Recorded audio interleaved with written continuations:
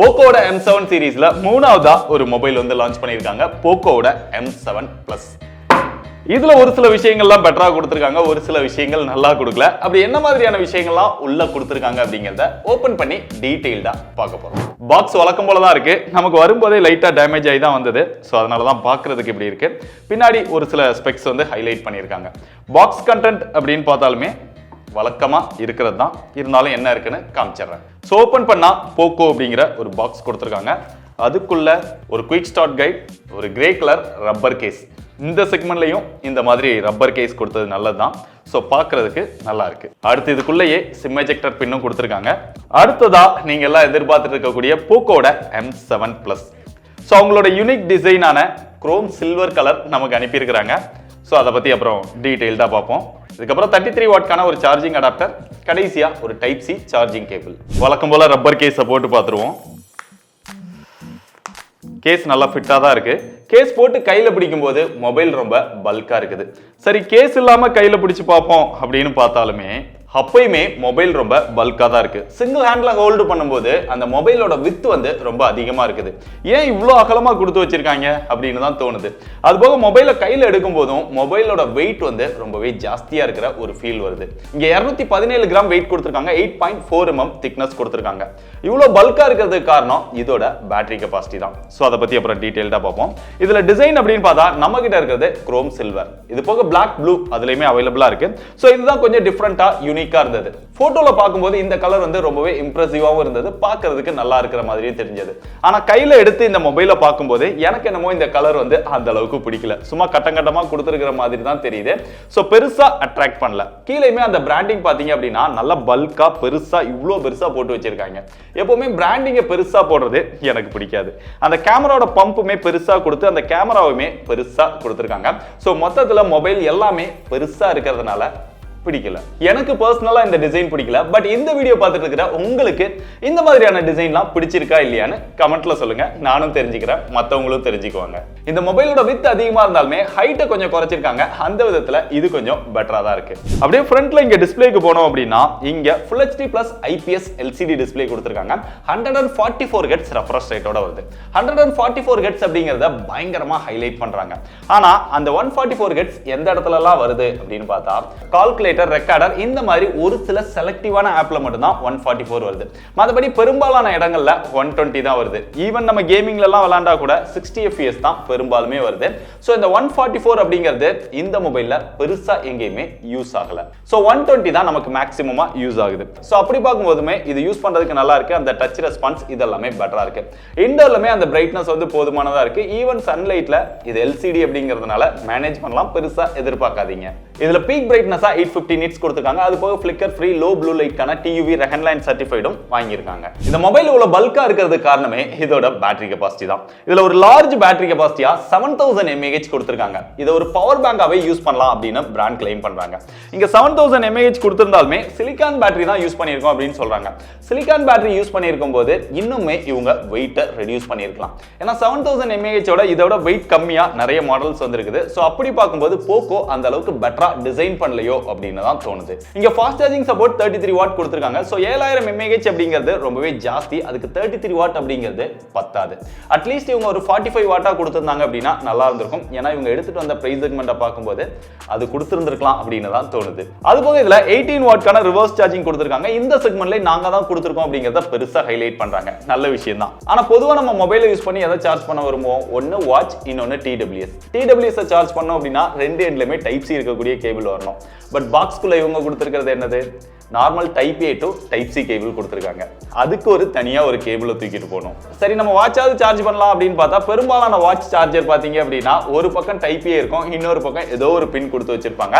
So அந்த விதத்திலுமே பெருசா இது யூஸ் ஆகாது. அப்படியே நம்ம மொபைலை யூஸ் பண்ணி நிறைய விஷயங்களை சார்ஜ் பண்ணோம் அப்படின்னாலுமே பவர் பேங்கா யூஸ் பண்ணும்போது பேட்டரியோட லைஃப் வந்து ரொம்பவே சீக்கிரமா குறைஞ்சிரும். சோ மொபைலுமே அடி வாங்குறதுக்கு சான்சஸ் இருக்கு.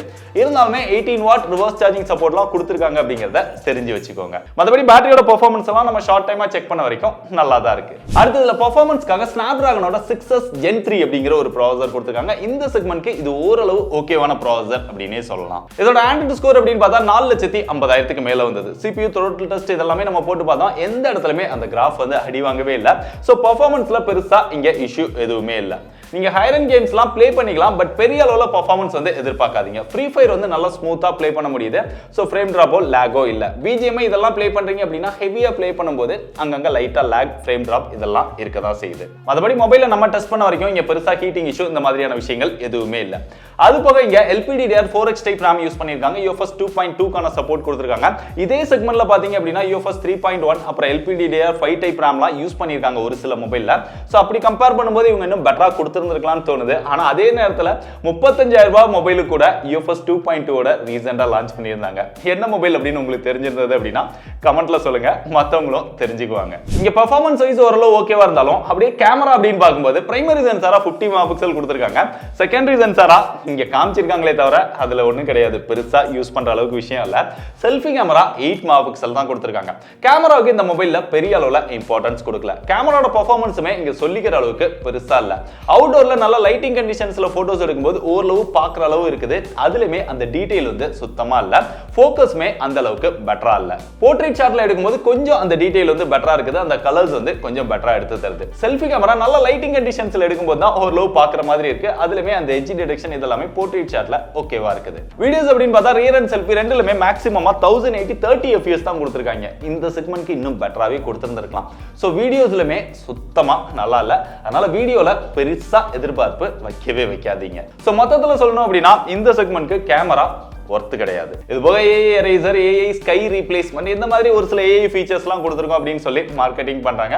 அதெல்லாம் ஓரளவு பரவாயில்லாம ஒர்க் பண்ணுது. அப்படியே மொபைலோட சாஃப்ட்வேர் அப்படின்னு பார்த்தா இங்க out of the box Android 15 கொடுத்திருக்காங்க. ஹைப்பர் OS ஓட கொடுத்திருக்காங்க. அப்டேட் அப்படின்னு பார்த்தா 2 OS அப்டேட் 4 வருஷத்துக்கான செக்யூரிட்டி பேட்ச் அப்டேட் கொடுப்போம் அப்படிங்கறத கன்ஃபார்ம் பண்ணிருக்காங்க. ஓரளவு நல்ல விஷயம் தான். சாஃப்ட்வேர் பொறுத்தவரைக்கும் யூஸ் பண்றதுக்கு நல்லா இருக்குது, நல்லா ஸ்மூத்தா இருக்குது. பட் தேவையில்லாத நிறைய ப்ளோட்டர்ஸ் இருக்குது, தேவையில்லாத புஷ் நோட்டிபிகேஷன்ஸ் இதெல்லாம் வரதான் செய்யுது. சோ POCO வந்து ஸ்டார்டிங்ல எப்படி கொண்டு வந்தாங்க அப்படின்னா கிளீனான UI அப்படின்னு தான் பெருசா மார்க்கெட்டிங் பண்ணாங்க. பட் நாளடைவில் அதெல்லாம் காணாம போய் நார்மலான ரெட்மி மொபைல்ல என்ன இருக்குமோ அதே தான் இங்கேயும் இருக்குது. மொபைலோட பிளேஸ்மெண்ட் அப்படின்னு பார்த்தா டாப்ல IR பிளாஸ்டர் கொடுத்திருக்காங்க. இவங்களோட ஒரு யூனிக் ஃபீச்சர் அப்படின்னு சொல்லலாம், நல்ல விஷயம் தான். ஆனா secondary noise cancellation mic cut பண்ணிட்டாங்க. ரீசெண்டா லான்ச் பண்ண லாவால கூட கொடுத்திருந்தாங்க இதே செக்மெண்ட்ல, பட் இதுல இல்ல. லெஃப்ட் சைடுல வந்தோம் அப்படின்னா இங்க ஹைபிரிட் ஸ்லாட் தான் கொடுத்திருக்காங்க, டெடிகேட்டட் ஸ்லாட் கிடையாது. சோ ஒரு சிம், ஒரு SD கார்டு இல்லனா 2 சிம் மட்டும் தான் போட முடியும். பாட்டம்ல வந்தா ஒரு மைக் கொடுத்திருக்காங்க, டைப் C சார்ஜிங் போர்ட் கொடுத்திருக்காங்க. இங்க ஒரு ஸ்பீக்கர் கொடுத்திருக்காங்க. டாப்ல ஸ்பீக்கர் கிடையாது, சிங்கிள் ஸ்பீக்கர் தான் கொடுத்திருக்காங்க. லவுடுமே ரொம்ப ரொம்ப டீசென்ட்டா தான் இருக்கு, பெரிய அளவுல எதிர்பார்க்க வேண்டாம். அப்படியே ரைட் சைடுல வந்தோம் அப்படின்னா வால்யூம் அப் டவுன் பட்டன் கொடுத்திருக்காங்க. கீழே பவர் பட்டன் கொடுத்திருக்காங்க. அந்த பவர் பட்டன்ல ஃபிங்கர் பிரிண்ட் சென்சார் வந்துருச்சு. ஏன்னா LCD டிஸ்ப்ளே அப்படிங்கிறதுனால சைட் மவுண்ட் ஃபிங்கர் பிரிண்ட் சென்சாரா தான் இருக்கு. அதுவுமே ரொம்ப ஸ்லோவா தான் இருக்கு. இப்போ Wi-Fi 5 இருக்கு, Bluetooth வெர்ஷன் 5.1 கொடுத்திருக்காங்க. IP ரேட்டிங் அப்படின்னு பார்த்தா 64 தான் கொடுத்திருக்காங்க. இதே செக்மெண்ட்ல Realme மொபைல்லாம் பாத்தீங்க அப்படின்னா IP69 கொடுக்குறாங்க. சோ அப்படி பார்க்கும்போதுமே இதுலயுமே கம்மியா தான் இருக்கு. கடைசி அதோட பிரைஸ் அப்படின்னு பார்த்தா இதுல 2 வேரியன்ட் வந்து லான்ச் பண்ணிருக்காங்க. 6+128 14,000 ரூபாய்க்கும் 8+128 15,000 ரூபாய்க்கும் சேல் பண்றாங்க. இது போக இனிஷியல் செல்லிங் ஆஃபரா 1000 ரூபாய் கார்டு ஆஃபர் இதெல்லாம் கொடுக்குறாங்க. அப்படி பார்த்தாலுமே இது 13,000 ரூபாய் வருது. 13 14 எந்த விலையா இருந்தாலுமே இந்த மொபைல் வாங்குறத விட நீங்க POCO தான் வேணும் அப்படின்னு நினைச்சா கூட இவங்களோட இன்னொரு மொபைலான POCO M7 Pro அப்படின்னு ஒரு மொபைல் இருக்கு. அந்த மொபைல் வந்து இங்க LCD இருக்கு, அங்க AMOLED டிஸ்ப்ளே இருக்கு. இங்க 33 வாட் ஃபாஸ்ட் சார்ஜிங் சப்போர்ட் தான் இருக்கு, அங்க 45 வாட் ஃபாஸ்ட் சார்ஜிங் சப்போர்ட் இருக்கு. அங்க MediaTek Dimensity 7025 அப்படிங்கிற ஒரு ப்ராசஸர் கொடுத்திருப்பாங்க. அதுவுமே ஓரளவு ஓகே ரகமான ப்ராசஸர் தான். மத்தபடி out of the box Android 14ல வரும். கேமரா இதோட பெட்டராவே இருக்கும். சோ ஓவராலா பார்க்கணும் அப்படின்னா இதை விட எல்லா விதத்திலுமே பெட்டரா இருக்கக்கூடிய அந்த மொபைல் இதை விட பிரைஸும் கம்மியா கிடைக்குது ஆஃபர்ல. ஒரே ஒரு நெகட்டிவ் என்ன Android 14ல இருக்கும். சோ அப்படி பார்க்கும்போது இந்த மொபைலோட அந்த மொபைல் பெட்டர் சாய்ஸா இருக்கும். அப்படி இல்ல அப்படினாலுமே இதே பிரைஸ் செக்மெண்ட்ல நிறைய ஆல்டர்னேட்டிவ் மொபைல்ஸ் இருக்கு. சோ அத கூட செக் பண்ணி பாருங்க. 15,000ல என்ன பெஸ்ட் மொபைல்ஸ்லாம் இருக்கு அப்படின்னு சொல்லி நம்ம கூட வீடியோ போட்டுருக்கோம். அந்த வீடியோவை செக் பண்ணி பாருங்க. இல்ல எனக்கு POCO தான் வேணும், இந்த மொபைல் தான் வேணும் அப்படின்னு நினைச்சீங்கன்னா தாராளமா செக் பண்ணி பாருங்க. பெஸ்ட் பை லிங்க் டிஸ்கிரிப்ஷன்ல கொடுத்திருக்கேன்.